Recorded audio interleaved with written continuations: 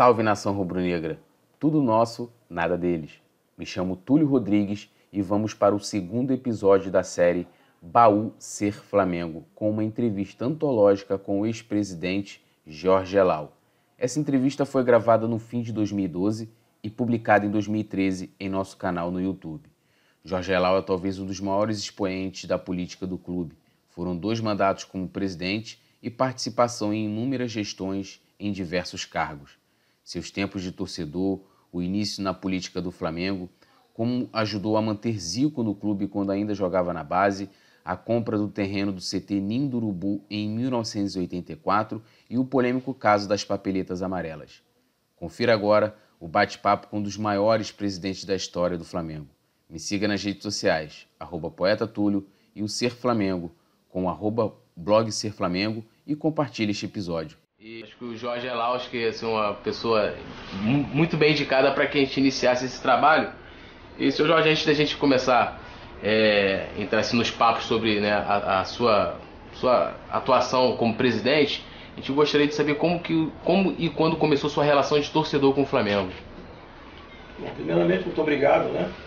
Os cumprimentos a você por essa intenção que você está fazendo com o ex-presidente e comigo. Bom, a minha intenção de torcida do Flamengo começou quando eu tinha 8 anos de idade. Eu sou norte-americano nascido, mas sou brasileiro naturalizado, mas fui criado em Vitória, Espírito Santo. Para lá cheguei com 1 ano de idade, com meus pais que foram para Vitória. E um tio, já falecido, Jodat, todos nós sou descendente de árabes sírios, o Jodat, único da família dos meus pais e dos meus irmãos que gostava de futebol. Na Síria ele chegou a jogar de ponta esquerda e botava. E dos meus irmãos que gostava de futebol. Na Síria ele chegou a jogar de ponta esquerda e botava no colo e torcia pelo Flamengo. Na época eu cheguei a ouvir o Jorge Cury, depois fiquei amigo do Jorge Cury. Grande locutor, fantástico, rubro-negro, fantástico. A minha relação foi essa. Em Vitória, além de peladeiros, de garoto, né, de menino de rua, fundei o Flamenguinho, né, e chorava quando eu via o Flamengo jogar. Quando o Flamengo fez o primeiro tricampeonato em 44, gol do Valido, alguns dizem que foi em cima do Velasco Rocher, outros dizem outro, eu não assisti, estava em Vitória. Um rádio grandão da Westinghouse, que era do meu pai, eu cheguei a quebrar. Meu pai nunca me bateu, mas nesse dia ele viu que puxou a orelha. O grande puxou a orelha. Eu tinha 13 anos, 12 para 13 anos de idade. Foi a minha relação de torcida foi essa. E evidentemente prossigo muito mais, prefiro que você me pergunte. Eu vim para o Rio de Janeiro com 17 para 18 anos. Primeiro jogo do Flamengo no Rio de Janeiro não tinha o Maracanã ainda, fui a São Januário. Quer dizer, fui ver um jogo do Flamengo contra o Arsenal. Jair da Rosa Pinto, que era jogador do Flamengo, fez um gol de falta de longe, o goleiro está procurando até hoje. Quer dizer, ali começou, né? Eu vim para o Rio de Janeiro, cidade de cara do interior, eu doido para ver o Flamengo, né? E foi aí prossegue. Acho que agora também outra pergunta também interessante que tem bem a ver. Eu acho assim, sobre você se tornar sócio do Flamengo. Eu acho que sempre tem um motivo, né, para que a gente se aproxime mais do clube se tornando sócio. Então, quando e por que o senhor se tornou sócio do Flamengo? Quando eu vim para o Rio de Janeiro, eu vim em função do meu irmão mais velho, Edward, infelizmente já falecido, também sócio, torcedor do Flamengo. Edward era remador lá em Vitória, eles são da minha irmã Vitória, que nasceu em Vitória. A relação para ser o presidente, você está perguntando? Não, para ser sócio. Sócio. Eu me tornei sócio em 57. Em 57, a proximidade, nós abrimos loja, meu irmão abriu loja, eu vim ajudá-lo, Rua da Alfândega, no Saara, que é uma história comprida também do Saara. E lá muitos rubro-negros, muito mais do que atualmente, porque lá o Saara não é como atualmente, não sei se vocês conhecem o Saara atualmente. O Saara atualmente é composto de comerciantes coreanos, chineses, lojas de festas. Na época era rua de atacadistas, e mais árabes e judeus, que conviviam irmãmente na rua. E alguns portugueses e alguns espanhóis, mas a maioria árabe lá. E lá a grande torcida era do Flamengo. Inclusive, eu cito um fato, eu me orgulho da minha raça, me orgulho da minha raça. tinha um clube, tinha um time de basquete fantástico. O Flamengo já era pentacampeão de basquete. Com Algodão, Mário Hermes, Gugu, grandes jogadores, Canela, enfim. Eu tinha 25, 26, não é mais ou menos isso, né? E toda a colônia árabe fomos ir ao Maracanãzinho para torcer para o Sírio Libanês. Eu falei, não, eu me orgulho da minha árabe, mas eu torço pelo Quer dizer, é verdade, é um fato histórico para mim.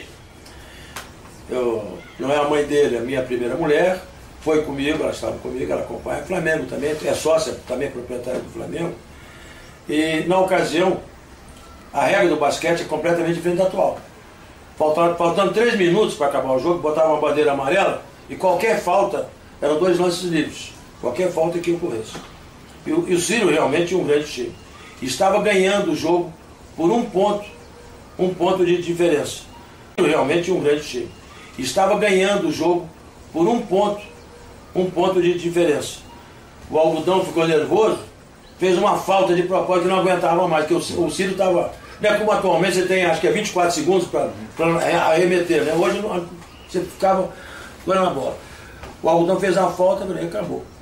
O Sírio vai lá arremeter, vai ganhar, acabou o jogo. O cara foi, remeteu uma, errou. Meteu a segunda, errou. O Amarelo pegou, jogou pro Gugu, lá em cima, jogou para a sexta, segunda, bola caindo, o Flamengo foi campeão. Gilberto Cardoso, o pai, a quem eu tive a oportunidade de abraçar, eu não o conhecia, que era o presidente na época. Quando eu fui embora para casa, eu morava no Flamengo, na Senador Vergueiro, eu fui embora para casa, o raio estava dando que ele passou mal, estava no Soro Aguiar. Sou muito amigo do filho dele. Maurício. O Gilberto Cardoso Filho. O Gilberto Cardoso Filho. Muito amigo. Eu falei para ele, eu liguei para ele hoje, está dormindo. Chegou a filha dele que estava na Itália, eu fui buscar, está dormindo. Eu ouvi a notícia que ele estava passando mal no Souza Aguiar e veio a falecer pela manhã. Então essa é uma história minha de Flamengo. Me tornei um comerciante conhecido, juntamente com meus irmãos, lojas Zelal, ficaram conhecidas até 83, mas na época era muito conhecido, muito trabalho. E minha dedicação e minha torcida pelo Flamengo, muito grande, fiquei reconhecido. Amigos meus, que infelizmente já faleceram, eu tenho um amigo meu que está aqui, recente, o Zé Carlos, Ivan Drummond, grande figura humana, Radamés Latari, Luiz de Queiroz Maia, vou citando nomes, vou esquecer de algum provavelmente, mas paciência. Mas todos me incentivavam a vir para o Flamengo, ajudei o atletismo do Flamengo, cheguei a ajudar, comprar tecido, para os uniformes, essas coisas assim. Mas eu sou homem do futebol. Eu sou Flamengo por causa do futebol. Tá? E aí prosseguimos muito. Num prédio onde nós morava o Orlando Souza Barros, já falecido, já rubro-negro, o período dele de penetra, e me levou para o Flamengo, assim, para acertar a minha posição dentro do Flamengo. Mas não deu. Na época não dava ainda.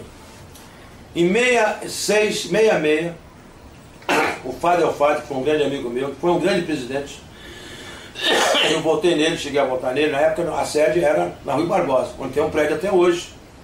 A sede, a reunião de conselho, tudo é na Rui Barbosa. Eu votei por 2 vezes.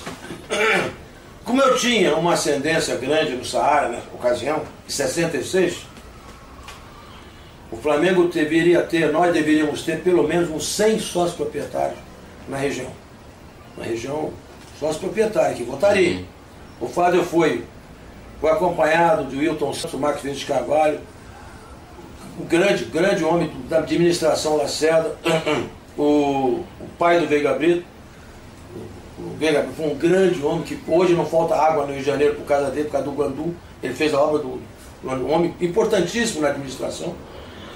E ele veio me apresentar o Veiga, que seria candidato à presidência do Flamengo, e que eu pediria do meu voto e meu apoio. Olha, eu sou educado, eu recebi no meu escritório, água, cafezinho. Mas eu estava muito chateado, muito pé da vida, porque eu sendo homem do futebol, falei para o Fábio, eu sou teu amigo, estou tendo o prazer de conhecer o deputado federal Veiga Brito, muito honrado com a presença, muito honrado, era um grande homem na administração, mas não vou votar nele. O pessoal se assustou. Eu não sei se nesse episódio é que cresceu a minha parte política dentro do Flamengo. Eu disse, por que eu não vou votar no Fábio? É um voto de protesto. O senhor vai ganhar, eu da Vaz, eu tinha muito crédito. porque o Fábio tinha acabado de vender o Gerson, Canhotinho, vendeu o Botafogo. Vendeu o Fati. O Fati é o espanhol, está vivo ainda, tem a minha idade, provavelmente em torno de 80 anos, trabalha na divisão de base do Atlético de Madrid. Vendeu o Fati para o Atlético de Madrid, está lá até hoje. Há uns anos atrás eu estive em Madrid e fui visitá-lo. E depois vendeu o Fefeu. Vocês nem devem, são jovens, não conheceram esses nomes que eu estou falando. O Fefeu médico vendeu para o São Paulo. Rapaz, eu falo do futebol, nosso time não. Nosso time não pode vender. Então eu vou votar contra, mas só por um voto de protesto. Desculpem, vocês vieram me visitar, me sinto muito honrado. E foi aí, marquei presença. A eleição do Flamengo, ela ocorreu em abril, e não em dezembro como é agora, no final do ano, de cada ano. André Gustavo Eche, que é um grande amigo meu, vice-presidente do lado COB, comitê no final do ano, de cada ano. André Gustavo Eche, que é um grande amigo meu, vice-presidente do lado COB, comitê olímpico, foi presidente. Antes de ser presidente, ele foi ao meu gabinete, foi com algumas pessoas do Flamengo, me convidar para ser vice de futebol dele. Eu tinha 37 para 38 anos na ocasião, um pouco mais velho que meu filho Michel, para que, se ele ganhar na eleição, eu seria o vice de futebol. Eu falei, eu não entendo nada, eu sou torcedor, eu não sou dirigente, eu sou torcedor, eu venho para jogar bola, beber bola. Não, então, bom, mas fomos almoçar no restaurante árabe, estava na eleição, voltou. Ele chega na eleição, não vou contar detalhes da eleição, eu contra o Moreira Leite, onde estavam meus amigos. Ele gabou a minha eleição. E eu acabei sendo vice de futebol. E daí eu não saí mais. Eu digo para o Eche, recentemente, que você é o culpado de tudo, do micróbio que entrou. Até aproveitando isso aí, o senhor poderia falar assim, qual os cargos que o senhor... De finanças do Hélio Maurício. Quando Paulo César Caju foi vendido para a França, por Olympique de Marseille, eu fui lá, fui levá-lo e fui buscar um dinheiro no Banco do Brasil em Paris.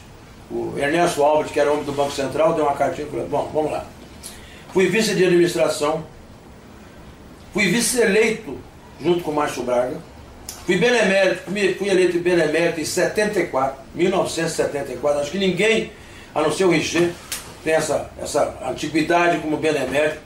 Grande benemérito em 85, eu e o Richer somos mais, sem sermos os mais velhos, somos os mais antigos, grande benemérito. Fui presidente do conselho, hoje chamado de administração, duas vezes pelo conselho de administração. E quando eu estava na presidência do conselho deliberativo, presidente, que o Richer, o Antônio Augusto, que é meu amigo, falou, não, você tem que ser, eu tinha muito mais prestígio dentro do conselho do que atualmente tinha. O conselho deliberativo, presidente, que o Richer, o Antônio Augusto, que é meu amigo, falou, não, você tem que ser, eu tinha muito mais prestígio dentro do conselho do que atualmente tinha. Vivenciava, havia um respeito maior.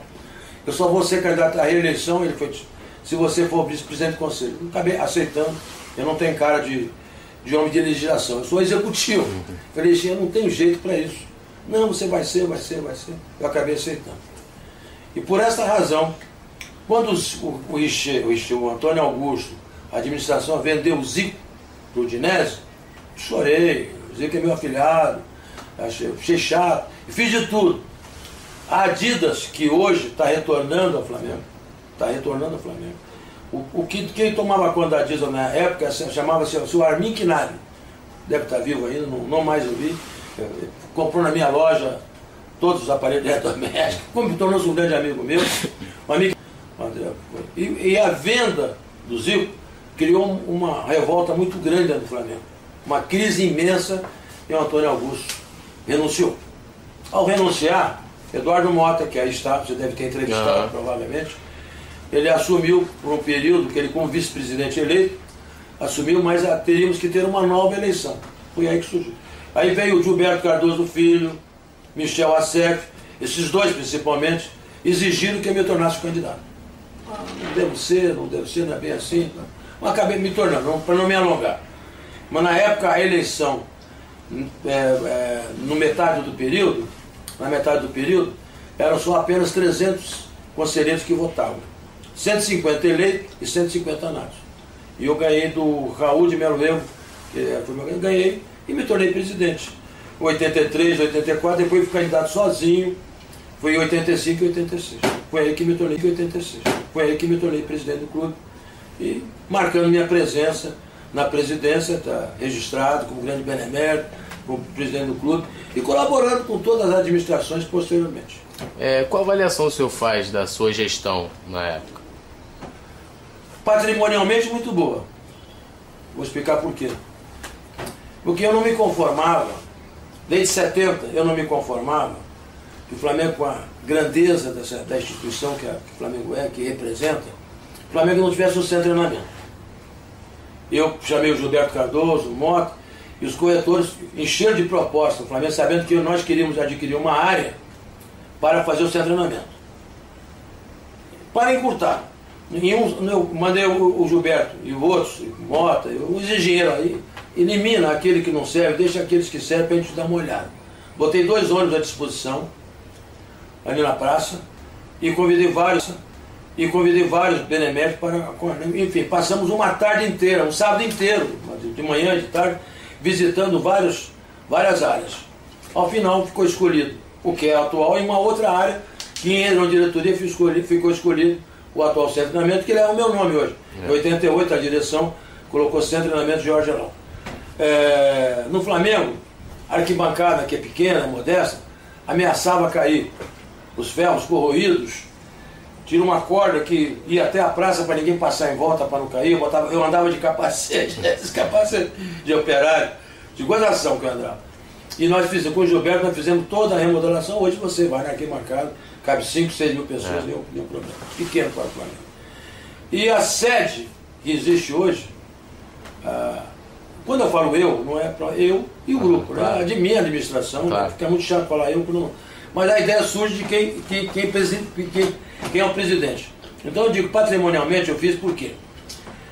Houve uma queixa, na época, como presidente, eu não sou de sauna, nem frequento sauna. Eu vou numa sauna, às vezes, para tomar um banho melhor. Suar e tomar um banho, mas não gosto. E o Flamengo tinha uma sauna muito ruim, muito vagabunda mesmo. Naquela área, naquele corredor, onde fica um barzinho, onde fica a boutique, tinha uma sauna do Flamengo. Ele falou, presidente, o que é? Pô, arranja uma sauna, melhora essa sauna. O Rui de Carvalho, que está aí vivo, é minha idade, vice-presidente social, eu falei com o Rui, precisamos melhorar essa sauna. Eu tenho uma ideia, vamos visitar o Costa Brava. Meu amigo é presidente lá, o Menescal, e o Costa Brava, na época, e acho que até atualmente, na época era melhor, hoje atualmente é uma das melhores saunas do Rio de Janeiro. Além do local, você conhece o Costa Brava? Não. É lindo, a localização é linda, mar, muito bonito mesmo, muito bem. Mas fomos até lá, visitando, eu convidei o Menescal para vir ao Flamengo, com o propósito de fazer uma sauna melhor. Hoje tem a sede, você conhece a sede, né? Na sede tem 2 saídas de automóvel, não tem? Tem. Na época não tinha nada disso. Eu imaginava fazer a sauna ali naquela curva, construir ali, fazendo a curva uma bela sauna. Ele olhou a área onde está construída a sede hoje. Eu fiz o movimento da sede, mas a ideia, na verdade, foi do Menescal. Não vou tirar o mérito dele. Ele olhou para a área tinha estacionamento, a área mais nobre do Flamengo, de frente para a Lagoa.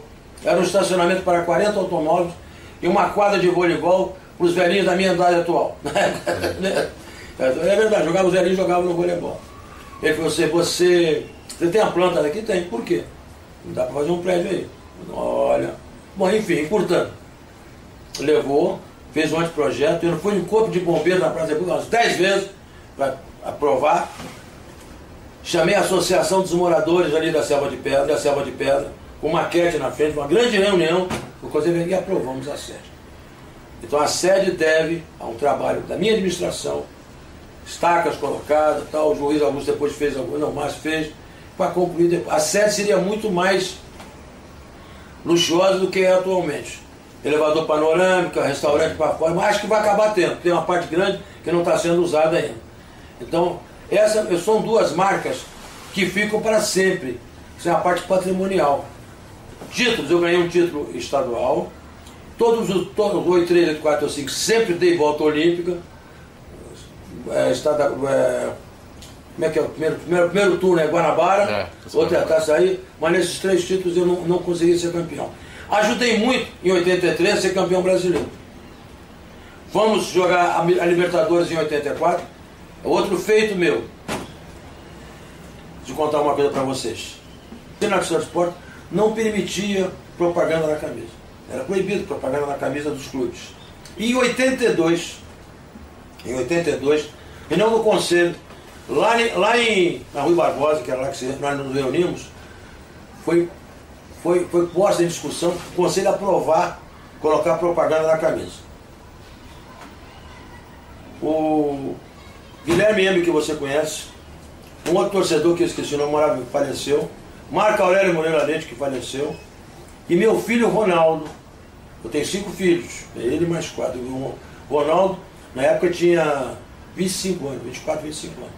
O Ronaldo é professor da UERJ hoje, é sociólogo, comunicólogo também.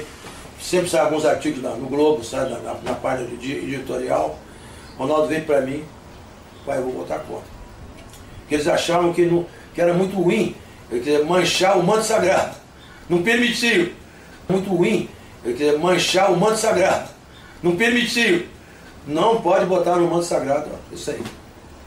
Fica à vontade, não é nada pessoal, é a sua ideia. Bom, botaram conta. Mas enfim, o Gilberto Cardoso Filho, que fez um discurso inflamado, muito bonito por sinal, dizendo que o que ele mais amava, o pai dele, ele perdeu para aquela camisa. Então ele achava que o Flamengo deveria ter a propaganda, deveria ser a melhor.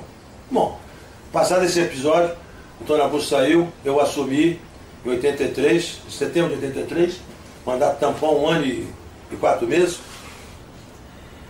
Eu tive várias propostas, imobiliária tal, plano tal, todo eu coçava a cabeça, não quero.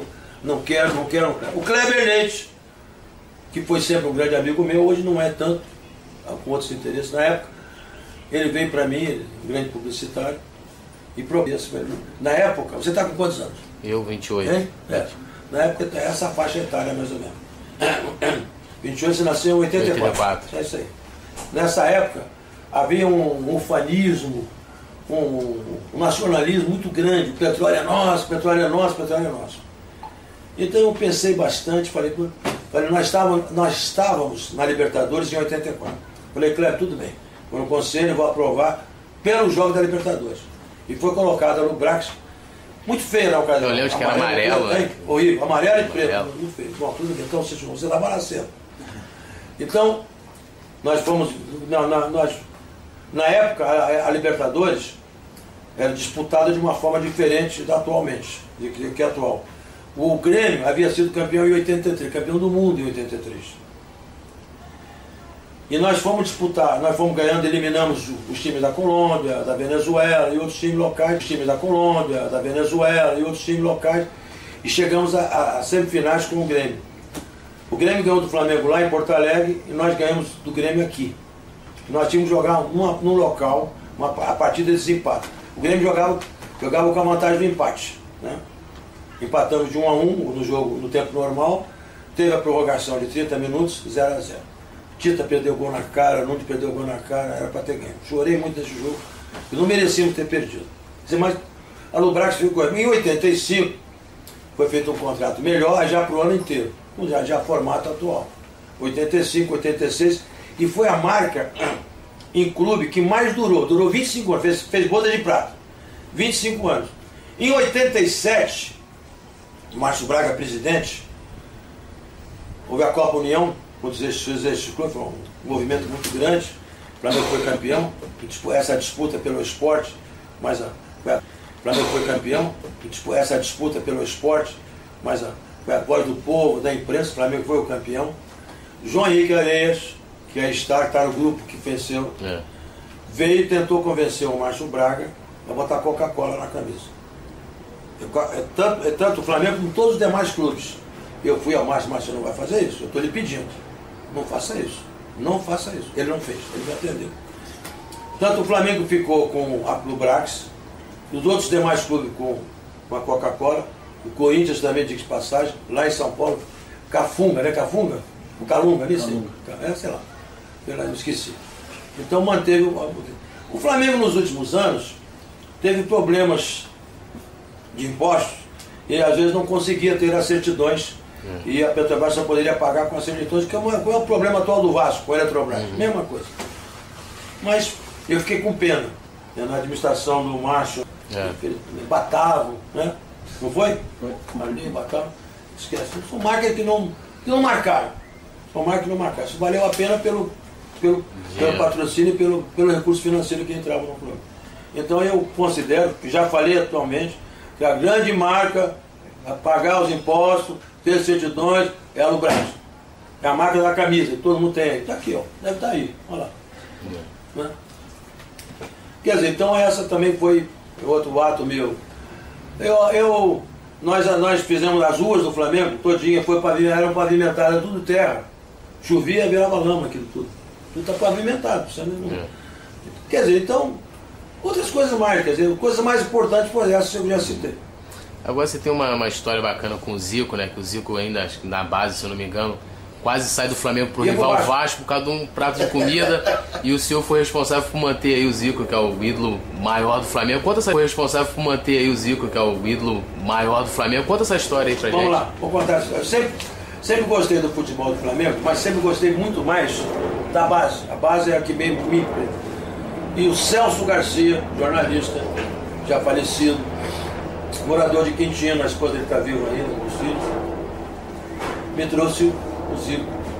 E muitos, não está vivo ainda, achavam que não poderiam aprovar o Zico pelo tamanho dele. Raquítico, magrinho, a camisa, tem uma foto do Zico, a camisa engole ele. A camisa engole ele. Mas eu que era apaixonado pela base, pelo Geraldo, pelo Zico e outros mais, acompanhava todos os jogos, né? Eu não admitia. Aí eu Francalasso, o médico, o doutor, esqueci o médico, nós fizemos um trabalho que hoje é feito melhor do que eu aprovei com o doutor Serafim Borges o projeto Soma. O que é o projeto Soma? Melhorar jogadores da base. O projeto é do doutor Serafim, mas o apoio é meu, é pessoal, ele sai, cita, é lá tanto que saiu, quando eu voltei com a patente, voltou tudo de novo. É um projeto muito bonito, um projeto científico que aprimora a parte física de jogadores, aqueles que têm potencial são escolhidos, os juvenis, juniores e infantis. Então o Zico, a mesma coisa foi feito. Fiquei muito amigo da família Antônio, muito amigo da dona Matilde, do pai do Zico, o velho Antônio. O velho Antônio falava na Rádio Globo, que perguntava para ele que time ele era. Eu sou Flamengo. Mas como? Eu sou português. Quando a gente evolui, português, a gente evolui, é Flamengo. A portuguesada ria muito. Eu ajudei muito o Zico na vida prática, não dei futebol, não dei orientação, né?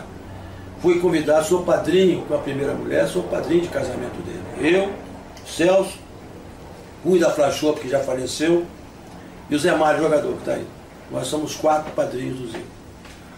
Eu realmente, o Nogueira, o Célio de Souza, foi meu amigo, já faleceu, ele estava no Vasco, queria levar o Zico para o Vasco. O pai dele disse, meu filho tem que estudar. Se não estudar, não vai jogar futebol. Fica tranquilo, ele não vai jogar se não vai. O pai dele, fiquei muito amigo do pai dele. O pai dele era Lafayette, na rua Futebol Flotone. Paralela ao Fânia, atravessa dentro de Vasco e vai para o Futebol Flotone. Essa é a história do Zico verdadeiro, de amizade, de carinho. Meus filhos mais velhos que ele, estão ali, tem retrato deles ali. Tinha até ciumeira, porque eu dava muito apoio ao Zico nas coisas que fazia. E não foi isso que aconteceu, impedi. O Zico, eu ligo para o Zico até hoje, a gente liga e se fala, vou desejar bom Natal daqui a pouco para ele. O Zico é como um filho para mim.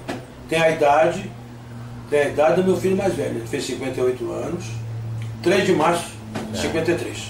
3 de março de 53. Meu filho é 24 de maio de 53, meu filho mais velho. É a minha idade.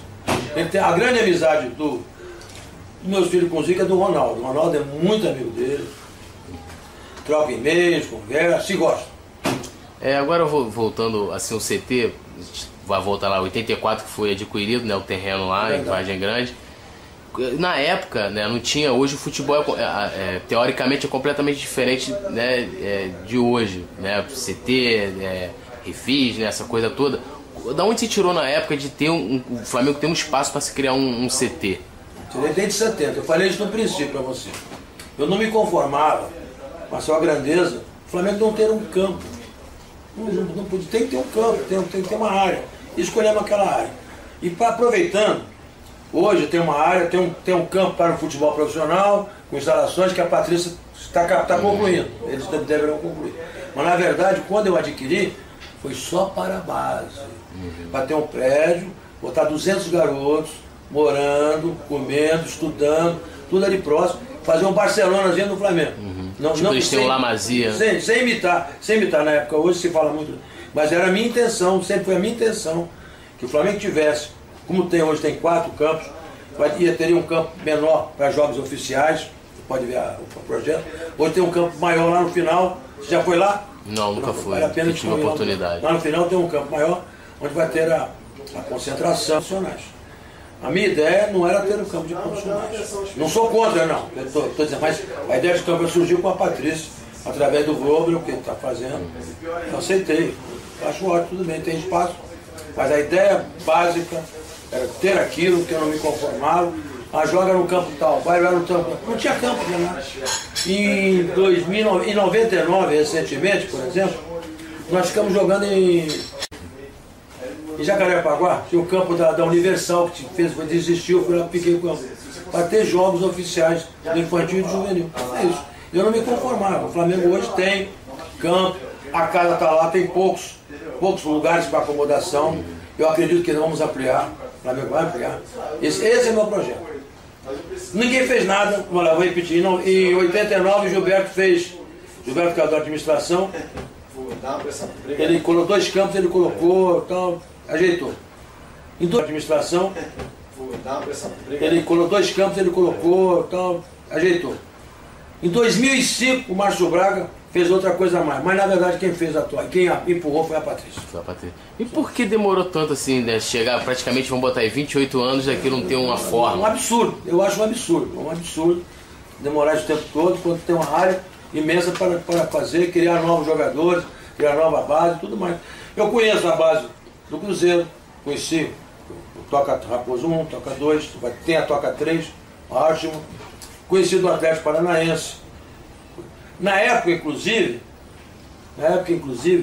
Paulo O, vice-presidente de futebol, ele foi a Itália, foi a Madrid, foi a Espanha, para trazer projetos de lá. Para que nós fizemos um anteprojeto para aquilo. Está defasado, evidentemente, foi feita uma coisa inteiramente nova. Trouxe a ideia de lá, para colocar o Zagallo, que foi meu treinador em 84, o Isaías Chinoco e outros mais, para você citar, deram opiniões de como deveria ser um centro. Agora, muito ex-presidentes vivos, por que tem tanto assim, essas correntes políticas? Por que cada um pensa diferente? O que dá a entender, pelo menos o que passa assim pra gente, o torcedor, é que parece que às vezes é uma coisa boa pro Flamengo, mas o cara só de birra vai lá, não, vamos ser contra. Não, isso de minha parte não existe isso. Eu tenho posições claras, definidas, tenho linha reta dentro do Flamengo. Na campanha pro Jorge, tinha Gilberto Cardoso, tinha o Mota. Dunst também. O Dunst médio, mas não, vou botar acabou. São quantos presidentes vivos? São 11 ou 10? Veja bem, eu acho que a culpa disso não são nem as tribos diferentes. A culpa disso é o Estatuto. O Estatuto é exagerado. Você pensar bem, a primeira coisa que tem que mudar no Estatuto, eu fiz questão de falar isso por dela aí. Tem que mudar o Estatuto, botar uma reforma estatutária mais moderna. O Estatuto é de 92. Você, para ser candidato do Flamengo, o presidente e o vice-presidente, que tem que ter as certidões, está tudo certo. Você tem que ter mais 232 nomes. E tem que ser diferente dos outros. Olha, 5 chapas, se você multiplicar, isso 5 por 230 são... Dá quase números de sócios. 1.500, então demais, não pode. É um absurdo. E você tem que optar. Se você, por acaso, seu nome estiver na minha chapa, estiver na chapa dele, você vai ser consultado em que chapa você quer ficar. Não pode ficar nas duas. Tá certo? Então esse é o primeiro item. Eu acho o Conselho Deliberativo exageradamente grande. É redundância, mas é grande. São 1.500, né? 1.500. Não chega a 1.500 hoje, mas por aí, 1.300 e pouco, deve ser isso aí. 1.500, é muita coisa. É muito problema. Eu acho que isso tem que ser mudado um pouquinho. Não sei, não vou dizer a forma qual é, mas há inteligência bastante dentro do clube para mudar. Não é possível. O Conselho de Administração está correto. Não é possível. O Conselho de Administração está correto. São 48 eleitos e 12 da segunda chapa, são 60. E tem os natos. Eu posso falar à vontade porque eu sou nato em todas elas. Tá certo? Então, ele era membro do Conselho de Administração, eles eram, já não são mais, perderam o cargo. Já perdemos a eleição, entrou o pessoal da Azul e 12 da Patrícia, são 60. Quer dizer, eu acho que a Constituição do Flamengo é correta, não é bagunça não. Hoje para fazer alguma coisa tem que passar por... tem que votar o Conselho Fiscal. Tendências podem existir, mas acho que o Flamengo tem uma eu acho que tem que diminuir. Primeiro tem que, para ser candidato não precisa de tanto. Tem que ser 5 anos sócio proprietário, tem que ter as qualificações, tem que estar no estatuto, estão corretas. Mas acho que não precisa ter esse número todo. Não precisa ter 120 membros patrimoniais ou laureados, mais 40 suplentes, são 160.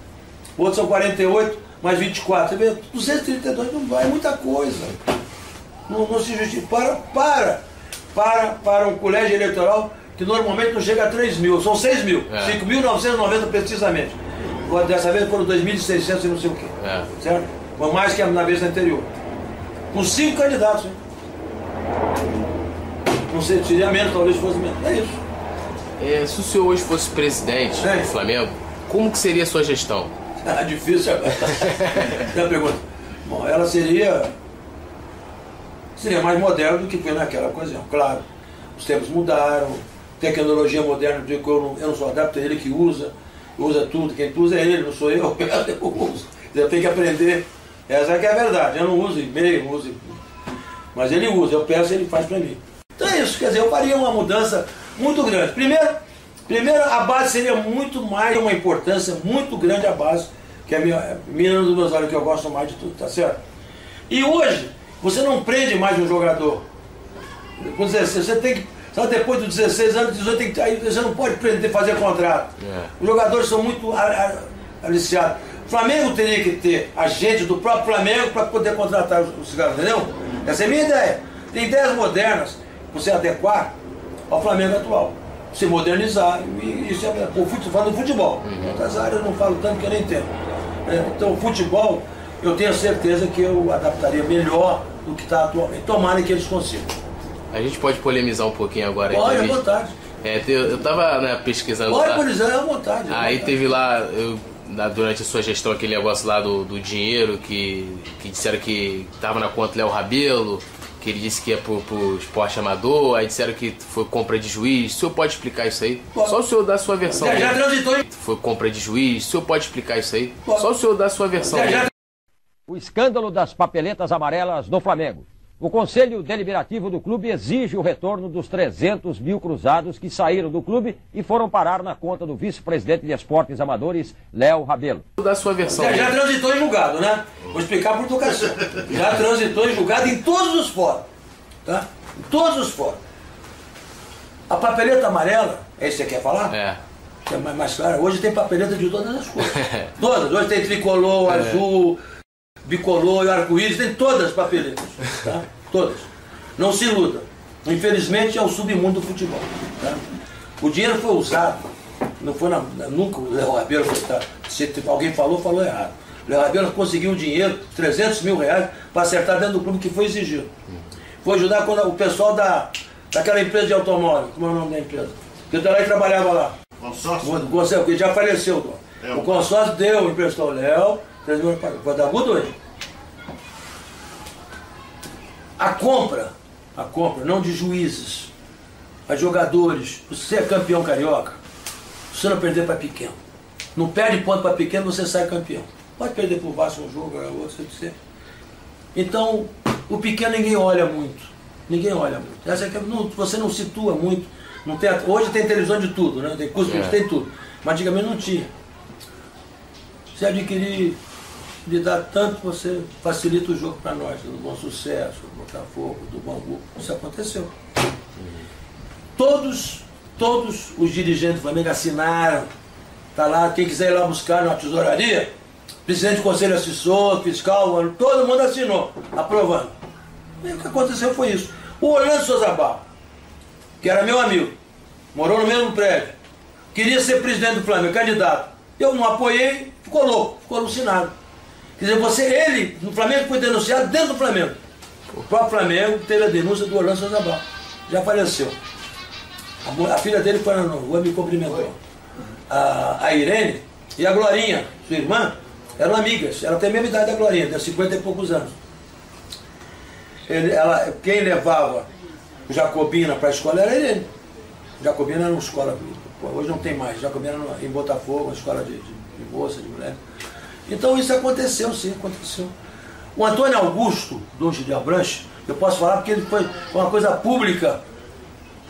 Paulo deu $10 mil, está vivo aí o Figueiredo, o Gênio Figueiredo, em Assunção, para botar um juiz, por favor, quando nós fomos campeões da Libertadores. Disse, colocou e falou. Ninguém falou nada. No meu caso, nós fomos julgados dentro do próprio Conselho do Flamengo, Conselho da Federação Carioca. Porque era que o Flamengo recebeu o dinheiro público, né? Então eles não podiam fazer essas atitudes, era legal. Fomos absolvidos em todas. Por isso que eu estou lhe contando com tristeza, mas... Aonde estão esses 300 mil cruzados? Bem, os 300 mil cruzados, eles estão para onde foram destinados realmente. Essa importância, ela tinha um destino de gratificação ao esporte amador, ao futebol profissional, logo após a conquista da Taça Rio de Janeiro e também do Campeonato Estadual. E como era uma importância que não poderia ser contabilizada de imediato, o presidente me solicitou que nós fizéssemos esse pagamento dessa forma. Agora a gente vai ficar de novo bem leve o assunto. Se eu falar de um momento marcante, inesquecível, que o Flamengo proporcionou para o senhor. Tem vários, né? Você marcar um tem um monstro. Inesquecíveis são vários. Vários. A Copa, quando fomos... a Libertadores, eu assisti todas. Assisti um jogo contra o Cobreloa de 2-0, que foi jogado em Montevidéu. Eu estava lá. O Zico fez o gol para mim, que ele mais comemorou na vida dele. Se você entrevistar o vídeo, quando ele marcou o gol de 2-0. O zagueiro, Mário Souto, dava porrada de pedra, que a televisão não mostrava, mas nós estávamos por detrás, estava o Bosco, eu, Bosco, sentei atrás, a presidente do conselho, que eu sentei atrás, que não era dentro do campo que se sentava, o Flamengo aqui, o Cobreloa lá. Nesse momento eu cheguei a achar muito emocionante esse gol, sabe? Nesse momento eu cheguei a achar muito emocionante esse gol, essa vibração. Depois saímos no ombro, ele falou: como é que é, chefe? Gostou? Ele me sacaneando. Pergunta, pra mim não foi o gol mais bonito, foi o gol que ele mais vibrou. A Copa do Mundo eu assisti na Lapa, com o Márcio Braga. Tinha uma churrascaria, tinha telões. Eu não podia ir ao Japão. Tinha loja, 81, Natal, 13 de dezembro, que foi recente. Eu não fui. Não podia. Porque ir ao Japão não é ir a São Paulo e voltar, não ia ir e voltar. Não dava para ir.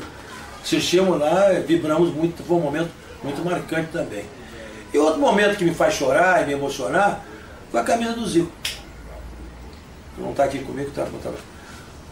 O Zico marcou a sua despedida como profissional do Flamengo num jogo em Juiz de Fora, contra o Fluminense. Eu era vice de futebol na ocasião, não era mais o presidente. Não sei a data exata, mas aqui no segundo tempo ele sairia, o juiz apitava, ele ia sair, ia aplaudido e ia embora, saiu tudo bem. O Zico fez um gol de falta, nós ganhamos de 4 ou 5 a 0. 5-0. É isso aí. O Zico fez um gol de falta no Ricardo Pinto, que nunca mais jogou. Porque ele disse que era uma honra. Preparado o Galinho de direita, bateu lá dentro. Gol!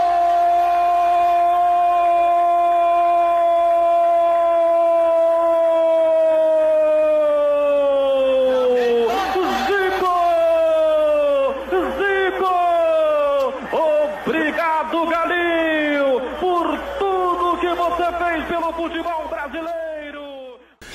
Ele saiu do campo, aplaudido, a imprensa corrada, ele veio em direção, tirou a camisa e me deu a camisa dele. Momento emocionante. Quem é o seu maior ídolo rubro-negro? Zico. Neste podcast, utilizamos áudios do canal Blog Ser Flamengo, da Rádio Globo e do Globo Esporte.